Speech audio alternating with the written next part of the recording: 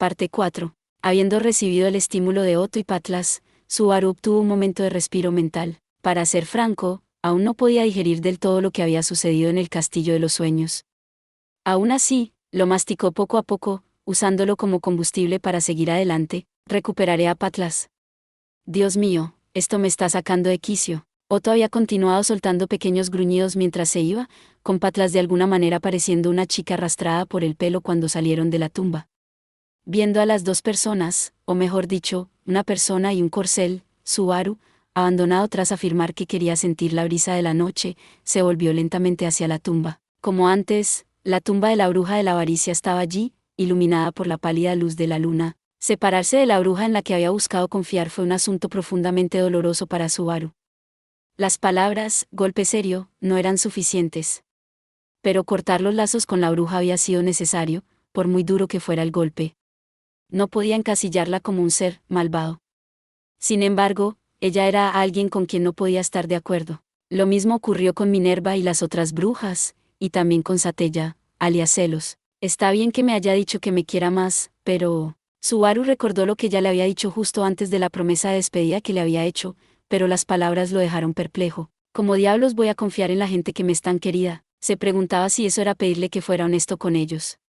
Sin embargo, no fue otra que la propia Satella la que le prohibió hacer esto, o más bien, si se guiaba por lo que había aprendido en las conversaciones del sueño, fue la personalidad de la bruja la que prohibió a Subaru hablar del regreso de la muerte. Todos allí afirmaron que había una discrepancia entre Satella y la bruja de los celos.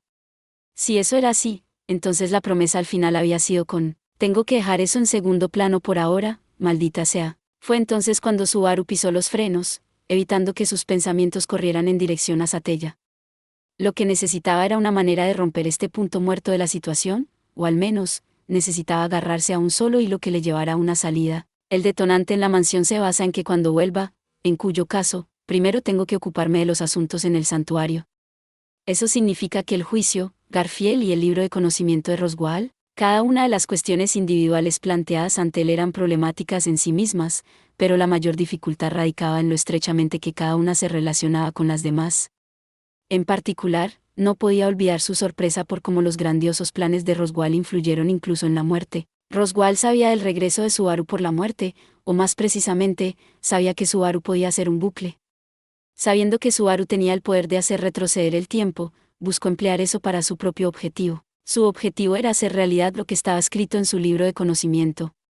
Para ello, Roswell hizo que la nieve cayera sobre el santuario, convirtiendo el lugar en una zona de alimentación para la bestia demoníaca conocida como el Gran Conejo. Más allá de eso, estaba la barrera que no se levantaría hasta que se superara el juicio, impidiendo la evacuación de los residentes del santuario, y Garfield, cuyo pensamiento se volvía más obstinado con cada repetición. Cada vez que Subaru había hecho un bucle, encontró a Garfield de pie en una posición diferente. Una vez, había presionado a Subaru para que hiciera el juicio, mostrando una postura cooperativa para resolver los problemas del santuario. En retrospectiva, todo eso había sido un acto para no transmitir que él mismo se oponía a resolver esos problemas. Cuanto más buscaba Subaru la liberación del santuario, más severas se volvían las medidas de Garfield. Fue difícil para Subaru olvidar su ira de cuando Garfield desnudó sus colmillos hacia Otto, Ram, y la gente de la aldea Erland. Pero Garfield también había salvado la vida de Subaru.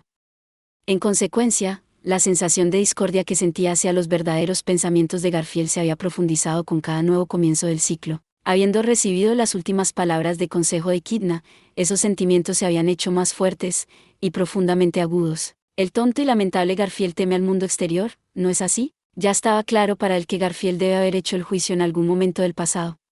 Como resultado, Garfield se había convertido en un apóstol de la avaricia, ganando derechos de mando sobre Rayusu y las otras réplicas. Si fue su pasado lo que hizo que Garfield temiera al mundo exterior, si fue la maldición que lo unió al santuario, era un tema en el que Subaru había pensado una vez, solo para descartarlo. Se había dicho a sí mismo que no era necesario profundizar demasiado en quién era Garfield como persona. Al hacerlo, una vez más había desviado sus ojos de un asunto urgente que tenía delante. Al final, es realmente importante aprender, ¿eh? Pero no saber nada más que eso me hace reprobar. No fue posible superar el muro que era Garfield sin conocer su verdadera intención. Pero aunque pudiera hacerlo, los problemas de la barrera del santuario y de Roswell aún persistían. Y para romper esa peor de todas las combinaciones, al final, Limpiar la tumba para asegurar nuestra línea de retirada es el asunto más apremiante, ¿eh? Cuando puso todo en orden, inevitablemente volvió al principio.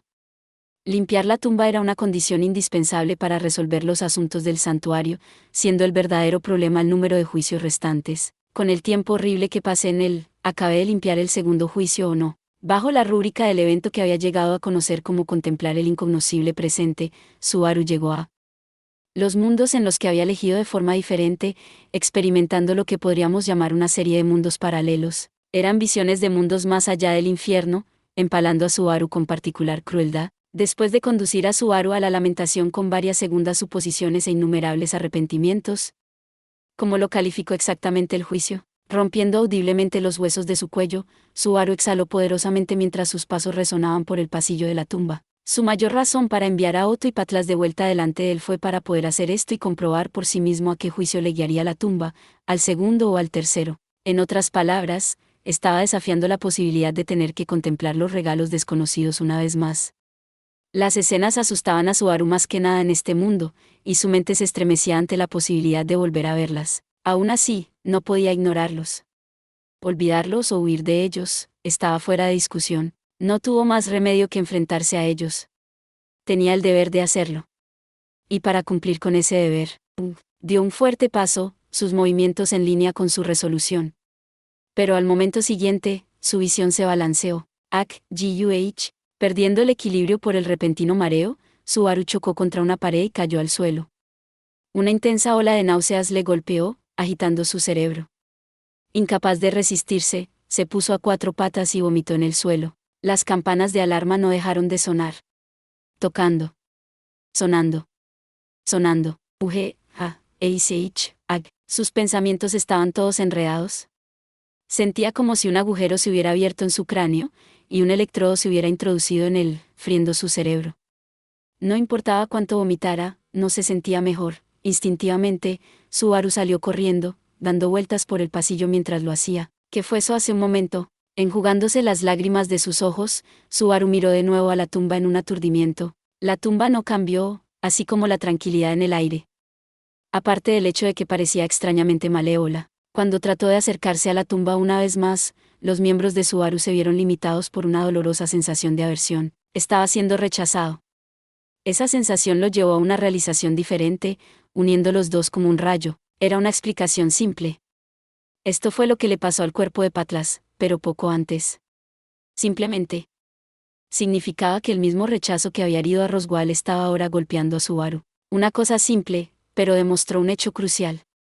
A saber, que, perdido la calificación para desafiar a la tumba. ¿Estás bromeando? Eso no puede. De pie, Subaru miró la tumba como si tratara de rechazar esa conclusión. Sin embargo, sus pies no dieron el único paso que lo llevaría al interior. Instintivamente comprendió tanto el rechazo de la tumba como su pérdida de calificación. Del fondo de su mente surgió la imagen de una bruja de pelo blanco vestida de negro para un funeral. ¿Por qué ese pequeño y malicioso? Ciertamente, la bruja había planteado la pregunta a Subaru en su despedida. Ella le pidió que eligiera qué mano tomaría, la suya o la de Satella. Y Subaru había elegido a Satella. Si esto era una venganza por su elección, maldita seas. ¿Cuánta personalidad podrida tienes, Echidna la bruja de mierda?